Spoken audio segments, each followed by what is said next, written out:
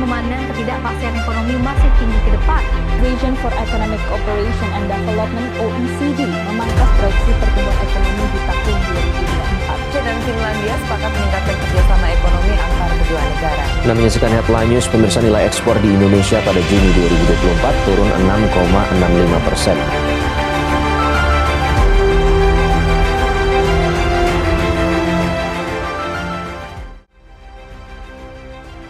Baiklah teman-teman semuanya, pada pembahasan pertama kali ini, kita akan mengenal apa itu ekonomi internasional.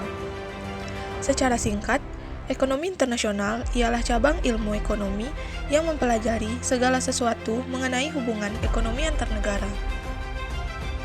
Adapun menurut dari beberapa ahli, pengertian dari ekonomi internasional. Yang pertama, yakni dari Paul Krugman.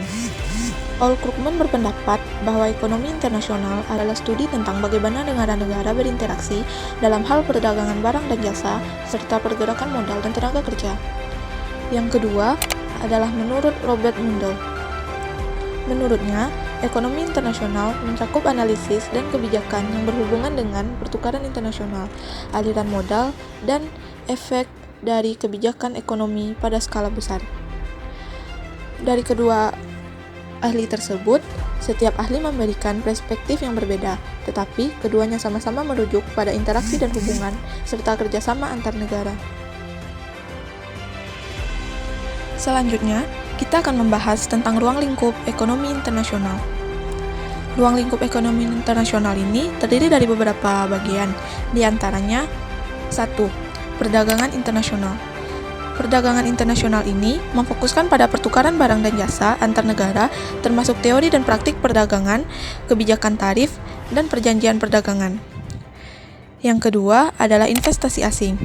Ini mencakup aliran investasi langsung pada portofolio antar negara, serta memberikan dampaknya terhadap ekonomi domestik dan global. Yang ketiga, ekonomi mikro internasional. Ekonomi mikro internasional ini memahami hubungan antar negara, antar berbagai negara, termasuk isu-isu seperti inflasi, pengangguran, dan pertumbuhan ekonomi global. Yang keempat adalah globalisasi ekonomi internasional.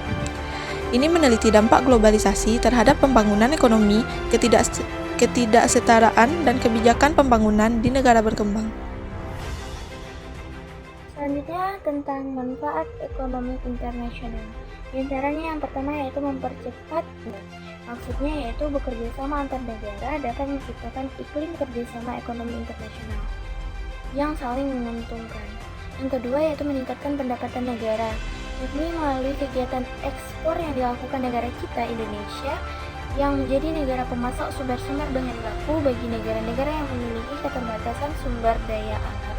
Ini sangat membantu dalam meningkatkan pendapatan negara. Yang ketiga yaitu memenuhi permintaan dalam negeri, yaitu melalui kegiatan impor yang dilakukan Indonesia. Yang keempat yaitu membuka lapangan pekerjaan. Pada saat pengusaha asing berinvestasi di Indonesia dan mendirikan pabrik, mereka pasti membutuhkan tenaga kerja.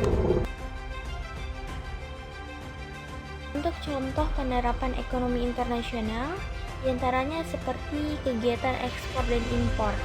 Ekspor dan impor ini misalnya ekspor. Indonesia mengekspor berbagai komoditas seperti buah-buahan tropis, kopi, teh, lobster, kelapa sawit, dan rempah-rempahan lainnya. Ini dapat membantu dalam meningkatkan pendapatan negara kita. Dan impor, Indonesia mengimpor berbagai komoditas juga seperti alat elektronik, kendaraan bermotor, minyak, beras, dan barang-barang konsumsi lainnya yang dapat memenuhi kebutuhan rakyat Indonesia.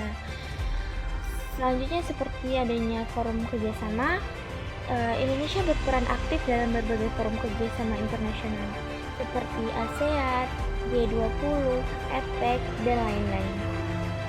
Selanjutnya kerjasama dengan negara lain. Indonesia contohnya dengan Tiongkok. Indonesia dan Tiongkok sepakat untuk memperkuat kerjasama mereka di dalam forum ASEAN dan G20. Indonesia juga menyambut baik kerjasama senilai 1,5 miliar US dollar untuk pembangunan nasional Dana Bank dan pusat berteknologi di Indonesia.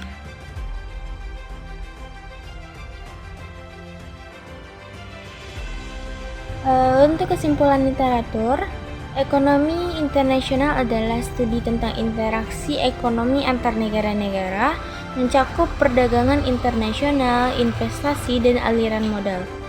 Fokus utamanya adalah bagaimana negara-negara tersebut saling bergantung melalui transaksi barang dan jasa, serta dampak dari kegiatan perdagangan dan nilai tukar mata uang.